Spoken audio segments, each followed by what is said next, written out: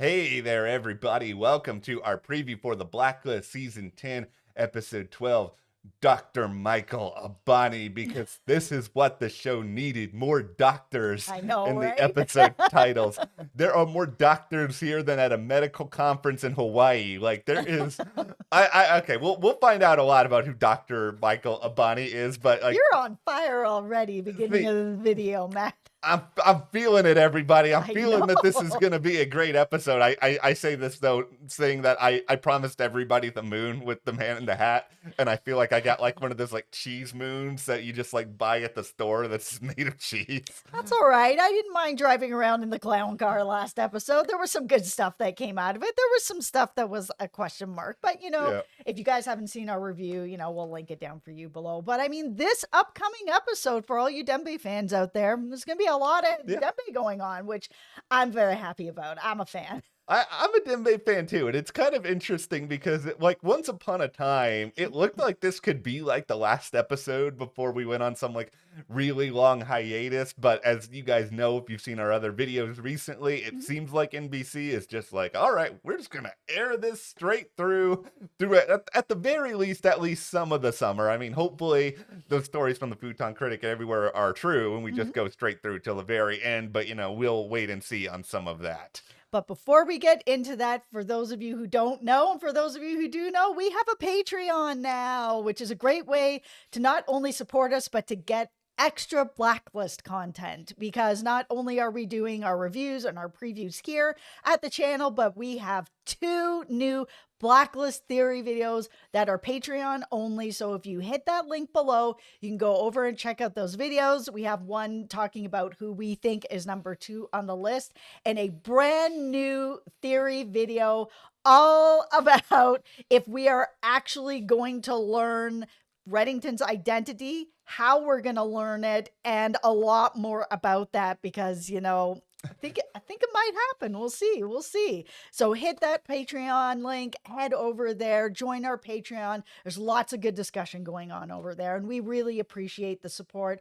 And for all of you who have joined our Patreon, it helps us to continue to make these videos for you here. Yeah, we really appreciate it. Now, as we start to talk about Michael Abani, we have a synopsis here. Should I read it in ominous voice? Yes. Dembe reflects on his complicated past when he receives a concerning call from an old connection. Okay, that's not. Okay, now do it in your ASMR voice. An ambitious congressman begins to question the task force's operations. There you go, everybody. You get the best of both worlds from us at Matt and Jess TV. We are here to serve and provide, though I don't know if anybody was asking for the ominous voice / ASMR combo. Hey, you guys let us know. Put a 1 in the chat. I'm just kidding. This is live, but leave us a comment below if you're, team ominous voice or team more ASMR Blacklist video. This is the eternal debate, everybody. But okay, now the thing that's obviously exciting about this episode is just that I think for a lot of us over the years, we've all wanted to know a lot about, where Dembe comes from, what is his backstory. We know a lot of it through Reddington, but like, what is it beyond Reddington? And I'm not sitting here and promising we're gonna find out that, but that's kind of what I really want to see. Is I want to know more about who Dembe was before Raymond, because what we're sort of seeing right now is kind of the Dembe after Raymond, where he's still kind of in his life, but he's doing his own thing. He's with the FBI now. The relationship is different, and I know while a lot of people want to see them sort of back together, characters do evolve. It's just sort of like the nature of TV, and it's the nature of life. Yeah, and I mean, the sort of concerning call from an old connection, I mean, is this only connected to Dembe, or is this connected to Reddington? Because I think a lot of us are ready to see Dembe be back with Reddington, and I don't know that we're going to see that. I mean, if I have to put on my tinfoil hat, I don't see him leaving his position at the FBI. I think it's something that was really important to Dembe. I think he feels really good about his position there and the work that he's been doing. But could this concerning call maybe have something to do with Reddington that has him working more with Reddington? Can he ride that line the way that Reddington has many times throughout the show, where he's got one foot in both camps? I think the biggest reason why we could see Dembe back with Reddington is it's sort of like a nature of the greater good. If Dembe thinks that working with Reddington directly is going to potentially save substantially more lives or Mhm. really like help the world in a way that's more than being at the FBI, I think I could see it. I think Dembe is sort of, and I don't know if this is a personal thing, a spiritual thing, all of the above, but I think Dembe is sort of working to kind of figure out and identify what he wants from his soul, like who he wants to sort of remember himself by, so that he can, his head can hit the pillow at the end of the day and he can sort of feel good about what he's done. And I think he did find value with Reddington for many years, but Reddington is also a criminal. And I think it was that period of time when Reddington was gone and Dembe was trying to run things. He just sort of had to reconcile the real nature of being the head of a criminal empire. And it's a hard thing for him to walk back.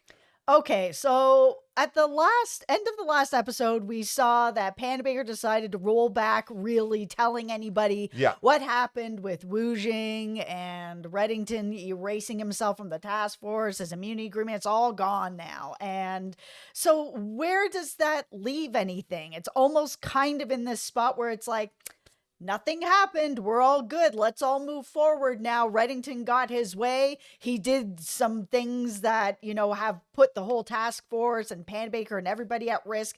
And now it's like it never happened. Or is that really where it's going to be? Because it seems like from this synopsis, there's going to be this congressman who's going to start really questioning the task force, what's going on, and start digging. Are they going to end up finding out all this stuff that's happened, that there's, kind of this cover up of what's happened to Woojing, what happened at the post office, that there are no files on what's going on with Reddington. It could just be people in law enforcement are working with Reddington. There's no way to prove anything. There's no paper trail anymore, which leaves a lot of people that Reddington cares about and their jobs and sort of like, it's all hanging in the balance now. Could they all just be like, oh, they're all working with Reddington, everybody going to jail now? Let's have a talk here about this congressman who I'm going to call, and apologies to people named Cody, I'm going to call him Congressman Cody because I like alliteration. So here's the thing, Congressman Cody. I hate you already. Oh my goodness. See, I don't need any more of you, like, government officials who think they're gonna like get a handle, because we know you're nosing not gonna, around. yeah, you're not gonna succeed. You're just trying to like duct tape a rocket to your bum because you think that like you're gonna be like shot off into like the stratosphere with this, and you're gonna become like the president. And for those of you who remember, Reddington already took down the president on this show, so it's just like, yes, he did. I'm not really that worried about Congressman Cody coming in here and being like, I got some ambition. Look at me now. And just like, no, you don't. For one, Panda Baker could just like, take you out back behind the woodshed. And like, I'm more than confident that Panda Baker could just thwart you. It's going to be, I think. She's going to take the cheese off your cracker. That is correct. And that I love cheese. Maybe that's why I mentioned the cheese moon earlier. But this, I don't know. I'm sure this congressman story is going to last for a little while, but like, at least a couple episodes, yeah. I feel. I'm not that threatened by it, but okay.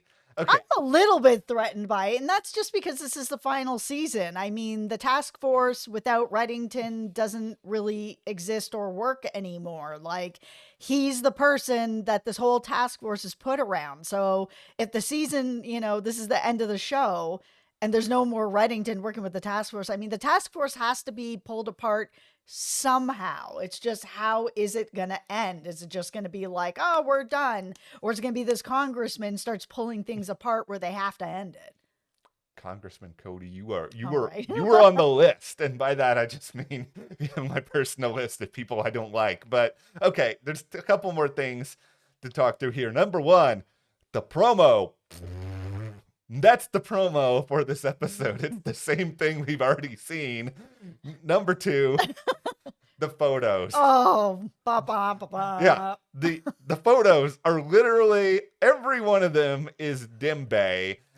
Now, he is talking to somebody, a woman, and we don't have a lot of information on this woman. No. It feels fair to say that this is probably the old connection that the synopsis is referring to, Mhm. and I think that question just becomes then, okay, well, why is she coming out now? Like, what makes her want to sort of get back into Dembe's world? And like, let's say that this is somebody from like Dembe's past, either before Reddington or like the early days with Reddington. It's like, what is making it take so many years to get to this point? Yeah, I mean, it's going to be interesting to sort of see how it all plays out. I mean, it could be anybody and there could be any connection to it.